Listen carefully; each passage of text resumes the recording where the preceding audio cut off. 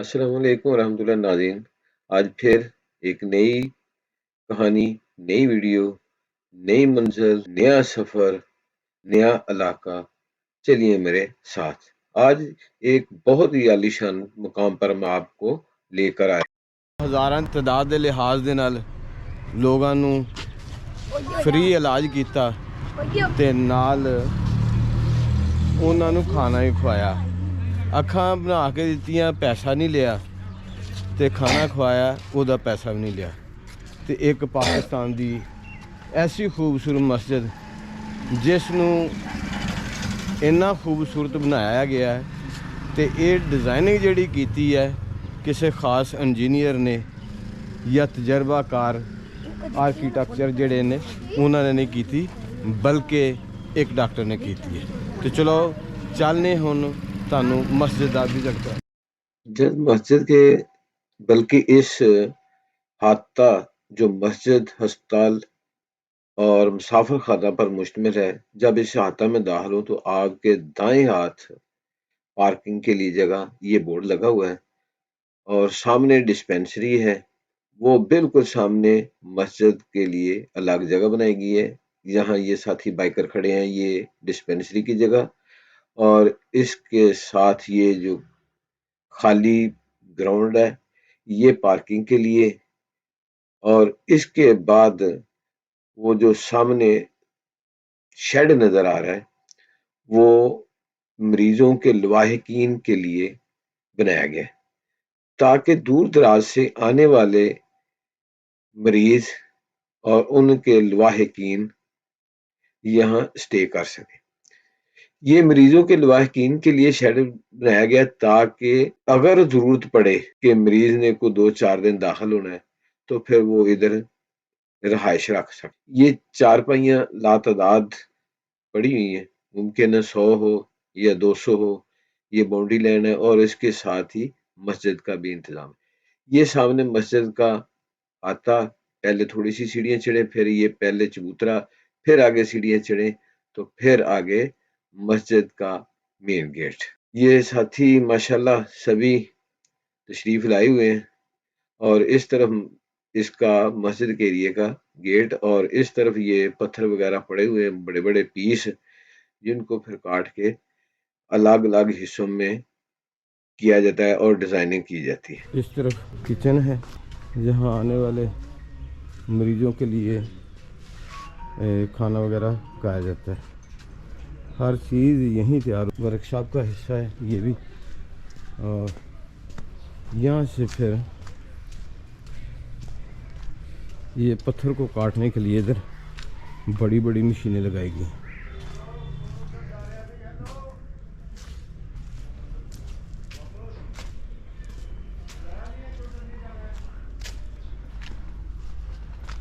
ये डिज़ाइनिंग की गई है, ये भी सारा पत्थर है, फिर मशीनों के ज़रिए इसको कटाई करेंगे।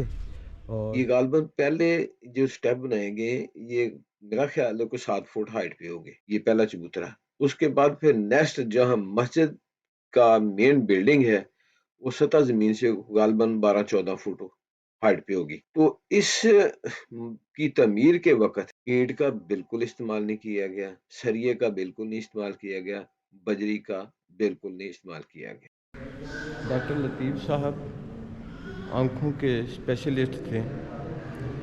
एक रोज़ उनको ख्वाब आया जब नबी पाक सल्लल्लाहु अलैहि वसल्लम ने याद कराई, इरशाद फरमाया कि आप यहाँ एक मस्जिद बनाएं।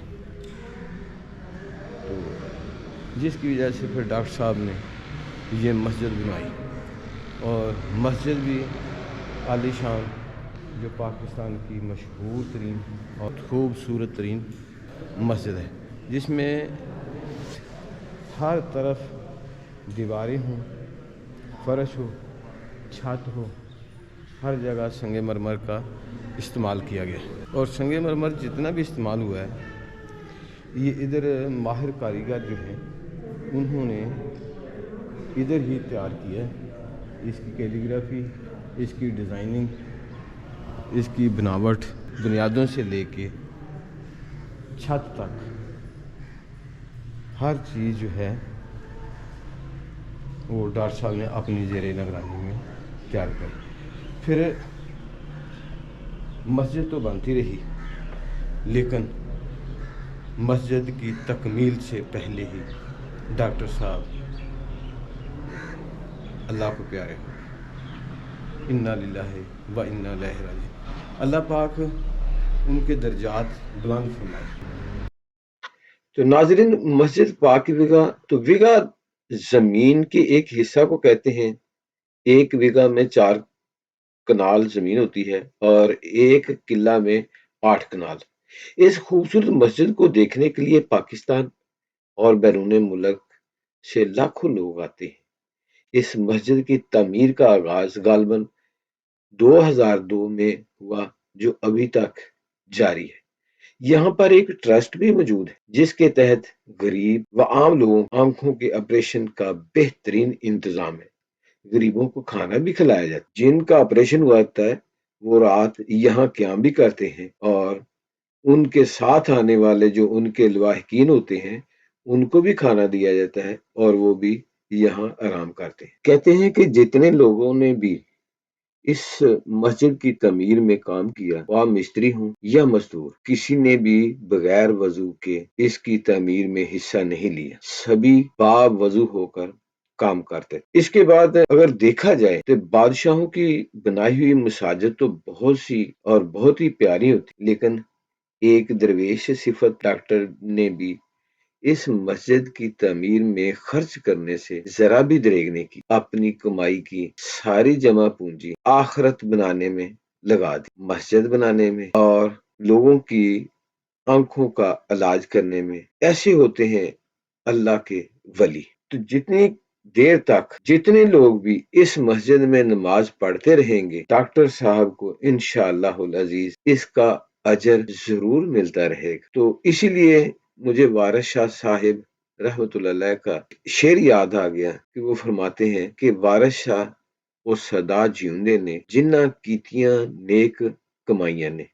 اب دیکھیں کہ ڈاکٹر صاحب نے مسجد تو بنا دی، بادشاہ نہیں تھا، حکمران نہیں تھا، وزیر اعظم، صدر، گورنر نہیں تھا، ایک ڈاکٹر تھا جس کے دل میں اللہ پاک نے مخلوق خدا کی محبت پیدا کر دی اور اس نے لوگوں کے لیے آسانیاں ہی بانٹی، انسانیت سکھلائی، انسانیت کا درس دیا، پیروی کی، نبی پاک صلی اللہ علیہ وسلم کے حکم کی، صحابہ کی جان ساری کو مد نظر رکھتے ہوئے اپنی جان، اپنا مال، اپنا وقت اللہ کے لیے وقف کر، لوگوں کی بھلائی کے لیے وقف کر دیا. شاید جب مسجد بنائی تو ڈاکٹر صاحب کے ذہن میں یہ خیال ضرور پیدا ہوا ہوگا کہ یہ بابا جی فرید رحمت اللہ علیہ کے میں کچھ اشعار پیش کرتا ہوں.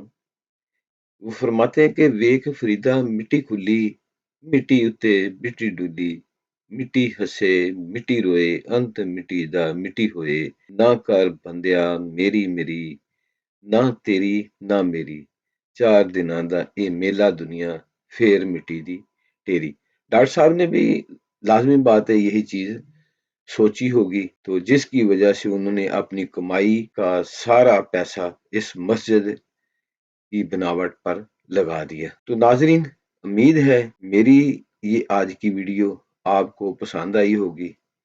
تو آپ سے التماس ہے میرے چینل کو سبسکرائب کریں، بیل آئیکن کو پریس کر دیں تاکہ میری آنے والی ہر نئی ویڈیو آپ تک پہنچتی رہے.